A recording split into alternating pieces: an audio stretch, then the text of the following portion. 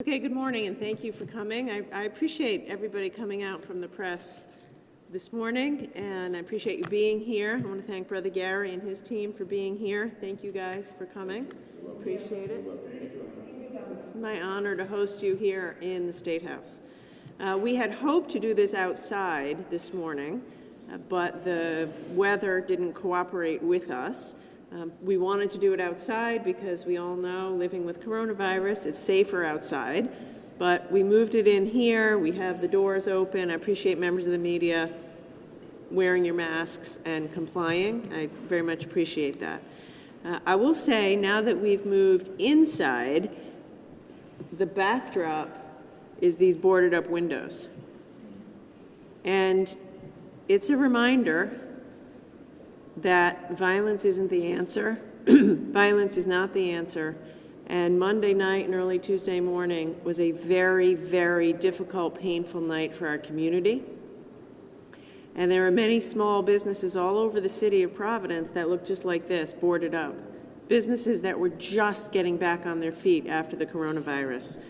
So action and unity is the answer to finally stamping out racial injustice and racism, not boarded up windows and looting.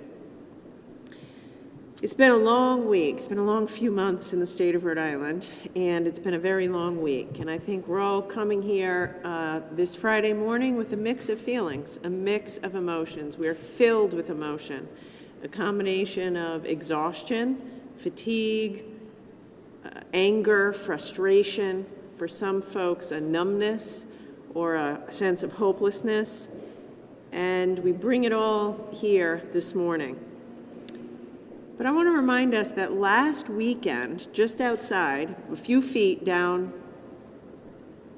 the steps here, thousands of peaceful protesters demanded change to a system that for too long has been broken. Institutions that for too long have been racist and discriminatory. And I want to thank Brother Gary and his team at Black Lives Matter. They were the organizers of that magical, powerful protest that happened here last weekend. Thousands and thousands of Rhode Islanders from every walk of life, black, white, young, old, from every community in Rhode Island, came here to peacefully protest, demanding change. And I was so proud. I was proud of you guys, and I was proud to be a Rhode Islander, because we were it felt that change was in the air. And I have a lot of friends who were there, and they said change was in the air, because you saw people coming together saying enough is enough. And then, of course, Monday night, just a couple days thereafter, violent agitators came to Providence with one intent: to destroy. They were not protesters. You make no mistake about it. I do not want us to get distracted by that violence and to mix what happened on Monday night and Tuesday morning with what is going to happen today and with what happened peacefully last weekend. Those were not protesters. Those were agitators looking for violence and to tear our community apart. Now, this press conference isn't about what's going to happen today, although I'm really happy and heartened that we're going to have peaceful protests today.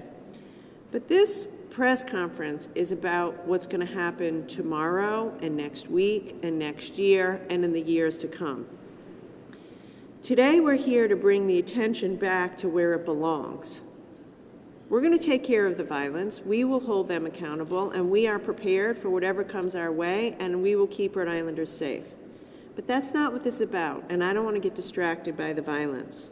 We're here to remind everyone that Black Americans in this country face systemic and individual racism every day, and have for generations since the beginning of this country.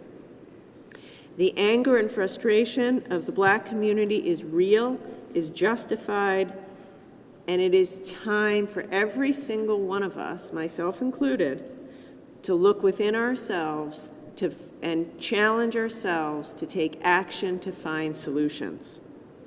I'm very proud to be here with my friend, Brother Gary of the Rhode Island Black Lives Matter movement. We've actually been working together 4 years. Him and his organization, as I said, were responsible for the beautiful protest on Saturday, and they have been fighting for years for an end to injustice. Earlier this week, we had a meeting in my office, and we had a very productive meeting for how are we going to work together to make change. And I would say, I want to say just a few things.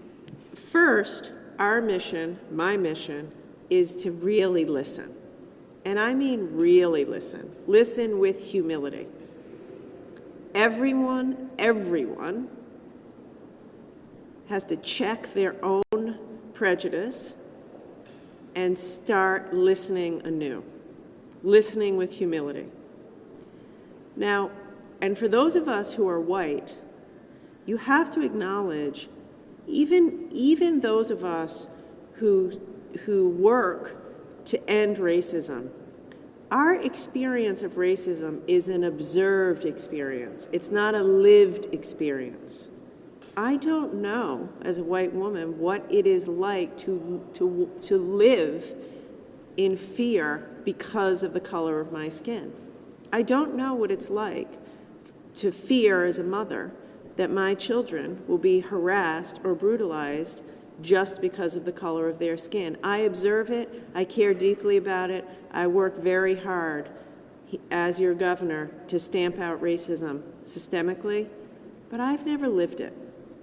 And so I think it's a duty of all of us to listen with humility and sincerity so we can try to understand what it's like to walk in the shoes of our black brothers and sisters. So in the coming days and weeks and years, I plan to do a lot of listening. Today, later, I'll be at the Institute for Nonviolence listening. I have an Equity Council meeting run by Womazetta Jones. We'll be listening. And I do think it is incredibly important to hear that. Of course, we can't stop at listening, but I don't want to dismiss that as an important, necessary step. I will say, as tired as we all are of the racism, I feel very heartened. This feels different to me. And part of the reason I'm heartened is because of the energy of the young people. We saw it after the shootings in Parkland. Young people got agitated, and we made change. You know, here in the state of Rhode Island, we finally got some laws passed around gun safety. Today, you're going to see protests, peaceful protests. A lot of young people are expected to come out. And I'm actually counting on the young people to hold us all accountable. They're impatient, and God bless them for their impatience, because we're out of time, and it is time to take action.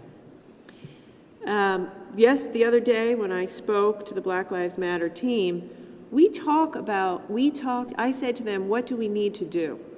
And they said to me, Governor, we need equal opportunity. We need equal access to housing and affordable housing. We need equal access to affordable health care. We need an end to the disparities between black and white in health care outcomes. We need our kids to be able to go to college and afford it and graduate. We need equal access to jobs. We need our wages to go up. We need our schools to deliver for our kids. And so that's what I'm committed to, working with you to bring about real action so we have equality in healthcare, education, wages, opportunity, housing, college, jobs, job training. That's what we need to take action on. So that's why I say today this press conference is about bringing us back to what matters and recommitting ourselves to beginning with an open ear and listening, but to get to the table and get to work. get to work to change the way we do policing, to change the way we run our society so that it is more equal. And yes, we're here today to say loudly and clearly and unequivocally, Black Lives Matter. And I want everyone to hear their governor say that, and I'd ask you to join me in saying that. That's the beginning of our journey, and let's take steps until in our state we have achieved the equality that we believe in and that our Black brothers and sisters deserve. So I'd now like to turn it over to a friend of mine, someone who I admire, someone who doesn't just talk the talk, but walks the walk, and I mean really walks the walk. Brother Gary has people calling him all day, all hours of the night, looking to him for guidance. And he looking for guidance around how they should conduct themselves, how they should channel their anger into change, how to get a job, how to take care of their kids, how to get housing, how to put food on the table to take care of their family. He is a leader. He's a leader for change, and he's someone who I want to work with, you know, in the days, weeks, months, and years ahead to end racism and bring about a more equal Rhode Island.